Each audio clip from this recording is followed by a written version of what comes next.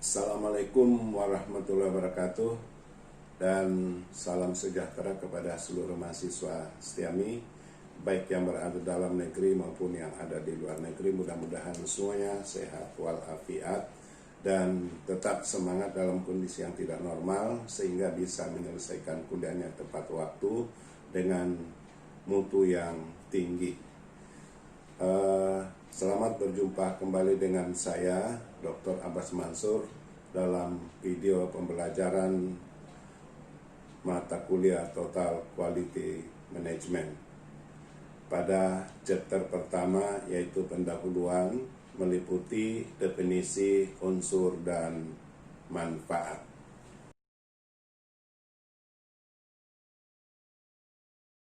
Baik, kita mulai dari pertemuan pertama.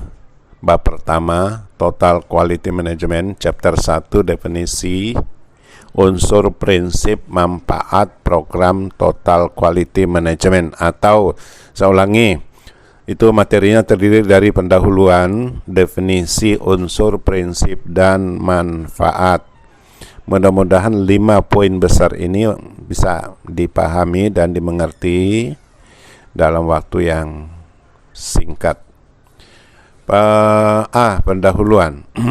Kalau kita bicara kualitas, sebenarnya sudah dipraktekkan ribuan tahun yang lalu oleh masyarakat dunia, baik tingkat mikro maupun makro. Misalnya kalau kita lihat mikro seorang ibu yang melahirkan pasti ditanyakan duluan apakah anaknya lahir sempurna atau normal, apakah berapa panjangnya, berapa beratnya, apakah unsur-unsur organ tubuhnya lengkap dan sebagainya. Itu menunjukkan kualitas. Pada tatanan makro, di Mesir dibangun sebuah piramida yang tingginya 860 meter, dibuat pada tahun 2560 sebelum Masehi. Itu menunjukkan bahwa kualitas sudah ada, karena tidak mungkin bertahan 4000 tahun lamanya suatu piramid itu kalau tidak dibangun dengan kualitas atau dibangun dengan asal-asalan.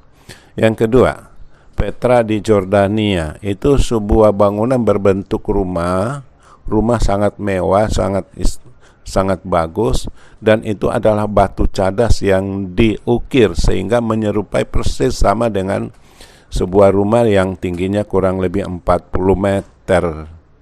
Lalu candi di Indonesia, candi ada Candi Borobudur, Candi Mendut. Itu menunjukkan bahwa ribuan tahun yang lalu masyarakat sudah mengenal kualitas. Namun pada saat itu tidak tercatat dalam sejarah kapan dimulainya, tidak tercatat. Namun seiring dengan perkembangan zaman revolusi industri, fungsi kualitas kemudian berkembang pada beberapa tahap. Yang pertama, tahap inspeksi. Inspeksi itu memilah-milah barang layak apa tidak. Berikutnya itu berawal pada Perang Dunia Kedua, sehingga diperkirakan bahwa industri yang kurang berkualitas memproduksi senjata atau alat perang itu akan kalah dalam perang. Oleh karena itu, seorang tokoh, pada waktu itu masih anak muda benar, namanya Edgar Deming, memberikan nasihat kepada para insinyur di Amerika supaya memperhatikan kualitas. Namun hal tersebut diabaikan sehingga Edgar Deming pindah ke Jepang, dan di Jepang dia berhasil membangun sebuah revolusi industri yang disebut dengan quality control, yang dalam operasionalnya terkenal dengan PDCA. Jadi dia mencatat kesuksesan dalam memimpin revolusi di Jepang, yaitu pengendalian proses statistik atau statistical process control. Nah, berikutnya definisi TQM. Banyak pendapat, tapi pada akhirnya hampir sama.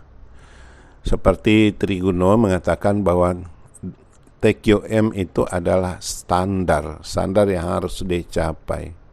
Apakah itu individu atau kelompok.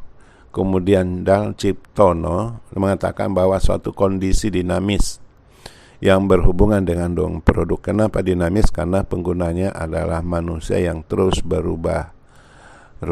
Kemudian Mitra menekankan pada misalnya kehandalan, keistimewaan, keawetan, kenyamanan, keamanan, dan sebagainya.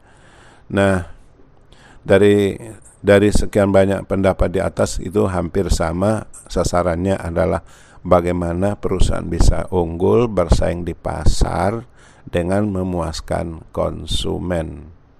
Seperti Edgar Deming, Joseph Juran, dan Philip Crosby mengatakan bahwa mutu ialah kesesuaian dengan kebutuhan pasar atau konsumen. Perusahaan yang bermutu ialah perusahaan yang menguasai pangsa pasar. Berikutnya, ada catatan dari Edgar Deming yang lebih ditekankan pada mutu, bahwa mutu harus perbaikan terus menerus sehingga dinamakan Deming Cycle. Nah, unsur mutu. Menurut Brunel ada 4 prinsip mutu. 1, kepuasan pelanggan. Pelanggan harus puas karena pelanggan itu adalah raja. Pelanggan itu bisa juru bicara, bisa pembunuh berdarah dingin. Yang kedua, respect terhadap orang. Setiap orang memiliki kompetensi, kemampuan, dan kelebihan. Kemudian manajemen berdasarkan fakta, bukan feeling, bukan duga-dugaan. Kemudian perbaikan secara berkesinambungan. Lalu prinsip-prinsip TQM. 1, fokus pada penggunaan pengguna jasa atau pelanggan. 2, kepemimpinan harus memiliki suatu leadership dan mempunyai kemampuan manajerial. Jadi seorang pemimpin harus mempunyai kemampuan manajerial, atau seorang manajer memiliki suatu kemampuan leadership sehingga lengkap. Lalu berikutnya 3, perbaikan yang berkesinambungan. 4, manajemen SDM yang mumpuni, artinya kita memiliki mulai dari kemampuan skillnya, knowledge-nya, sikapnya, dan sebagainya. Lalu yang terakhir adalah manajemen berdasarkan fakta. Manfaat TQM, ada manfaat bagi pelanggan, ada manfaat bagi institusi itu sendiri, kemudian ada manfaat bagi staf merasa karyawan itu diberdayakan, lebih terlatih dan mempunyai kemampuan, merasa dihargai. Lalu manfaat jangka panjang, bahwa karyawan itu tidak hanya menjadi follower, tapi suatu saat bisa menjadi pimpinan. Itulah kira-kira materi untuk pertemuan pertama. Demikian materi singkat yang saya dapat bisa berikan pada pertemuan ini.